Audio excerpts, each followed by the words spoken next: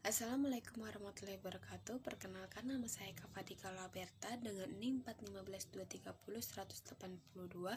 Di sini saya akan menjelaskan attention is a unit. Nah, apa itu attention is a unit?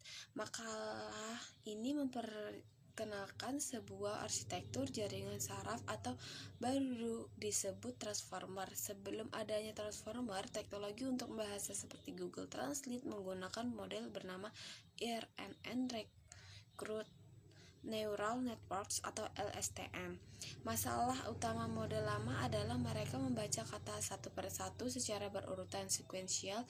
Ini membuat proses pelatihan menjadi lambat dan sulit bagi AI untuk memahami hubungan antar kata yang letaknya berjauhan dalam satu kalimat panjang. Selanjutnya ada abstrak. Nah, abstrak di sini itu penulis menyatakan bahwa model pemrosesan urutan sequence yang dominan saat itu menggunakan RNN atau CNN yang memproses dengan mekanisme attention. Mereka mengusulkan transformer, arsitektur baru yang hanya menggunakan mekanisme attention, membuang rekurensi RNN dan konvolusi CNN sepenuhnya. Hasilnya model lebih paralel dan waktu pelatihan jauh lebih cepat.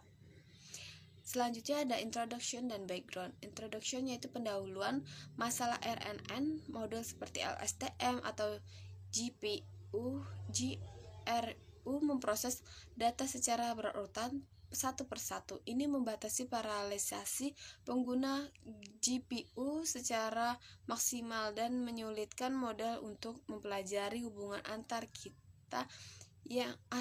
kata yang letaknya berjauhan dalam kalimat panjang. Solusi transformer diusulkan untuk memungkinkan paralelisasi penuh dan menangkap ketergantungan jarak jauh secara efisien. Yang kedua itu adalah latar belakang. Bagian ini membahas upaya sebelumnya untuk mengurangi komputasi sekuensial seperti extended neural GPU dan Baynet. Namun model-model tersebut masih kesulitan menghubungkan sinyal dari posisi input dan output yang jauh. Transformer mengatasi ini dengan mekanisme cell attention yang memiliki biaya operasi konstan untuk menghubungkan posisi manapun. Nah, selanjutnya ini ada model arsitektur.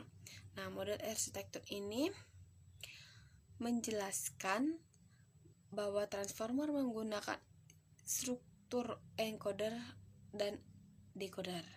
Encoder terdiri dari tumpukan 6 lapisan identik. Setiap lapisan memiliki 2 sublapisan multi-head, self-attention, dan polishation phase feed-forward network. Ada koneksi residual dan normalisasi lapisan. Layer normalization di setiap sublapisan. Decoder juga terdiri dari 6 lapisan identik. Selain 2 sublapisan seperti di encoder, decoder memiliki sublapisan ketiga yang melakukan attention terhadap output dari encoder. Bagian ini juga menggunakan masking agar model tidak bisa melihat kata-kata di masa depan saat memprediksi kata berikutnya. Nah, figur ini tuh memiliki bagiannya. Bagian input itu yang paling bawah.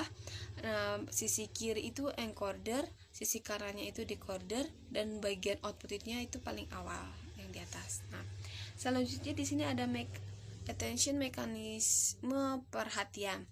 Nah, bagian keempat dari jurnal ini menjelaskan alasan fundamental mengapa tim Google memilih self-attention dibandingkan teknologi yang dominan saat itu, yaitu Recruit RNN dan Convolution CNN.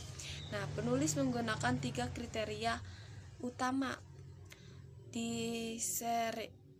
desiderata untuk membandingkan ketiga arsitektur tersebut, yaitu yang pertama itu ada kompleksitas komputasi per lapisan, yang kedua itu paralelisasi kecepatan proses, yang ketiga itu jarak jalur ketergantungan atau jarak jauh long range dependence. Nah, selanjutnya itu ada training. Yang 5.1 itu data pelatihan dan batch pengelompokan data. Penulis menggunakan dua jenis data standar untuk tugas penerjemahan dataset Inggris ke Jerman, sekitar 4,5 juta pasang kalimat. Kata-kata dipecah menggunakan metode by pair encoding (BPA) dengan kosakata sebanyak 37.000 token.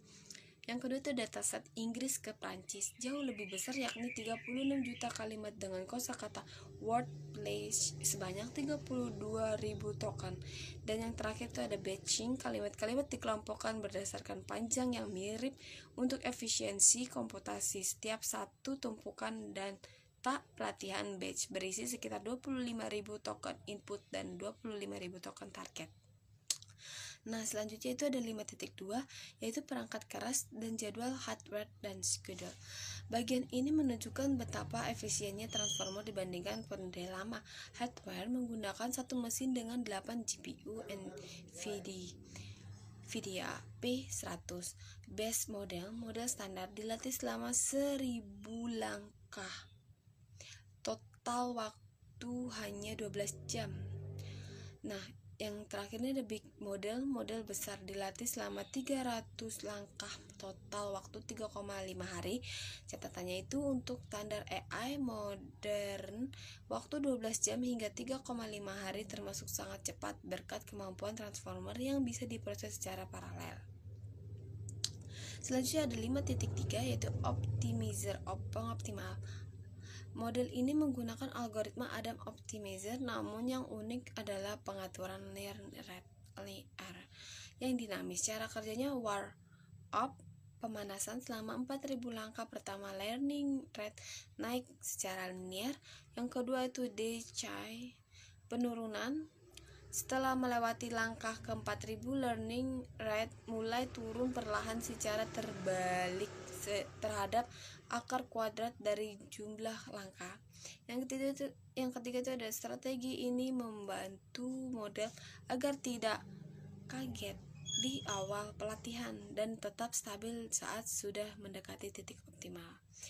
Selanjutnya ada 5.4 regularisasi pencegahan overthinking agar model tidak hanya sekedar menghafal dan data pelatihan overfitting. Penulis menerapkan dua teknik utama.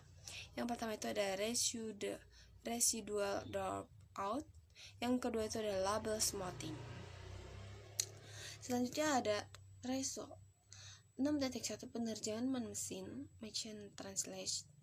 Hasil uji coba model pada dataset standar internasional WMT 2014 untuk bahasa Inggris ke Jerman dan bahasa Inggris ke Prancis. Pencapaian rekor baru state of the art. Itu ada transformer big dan Inggris ke Prancis. Selanjutnya ada efisiensi biaya dan waktu. Dan selanjutnya ada teknik inference pengambilan keputusan. Nah, selanjutnya ada 6.2 variasi model variation. Penulisan melakukan eksperimen bongkar pasang dan model dasar untuk melihat komponen mana yang paling berpengaruh terhadap performa. Berikut poin-poin temuannya. Pertama ada jumlah hits kepala perhatian. Yang kedua ada dimensi attention. Yang ketiga ada ukuran model. Yang keempat dropout. Dan yang terakhir ada positional encoding. Nah, kesimpulan dari jurnal tersebut itu ada 3. Yang pertama itu kelahiran arsitektur baru. Transformer adalah model pertama yang sepenuhnya meninggalkan RNN dan CNN.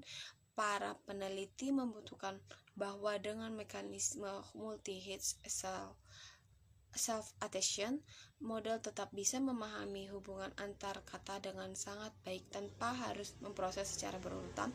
Yang kedua ada lebih cepat dan lebih akurat performa. Model ini memecahkan rekor 2 state of the art dalam kualitas terjemahan bahasa Inggris, Jerman, dan Inggris ke Prancis.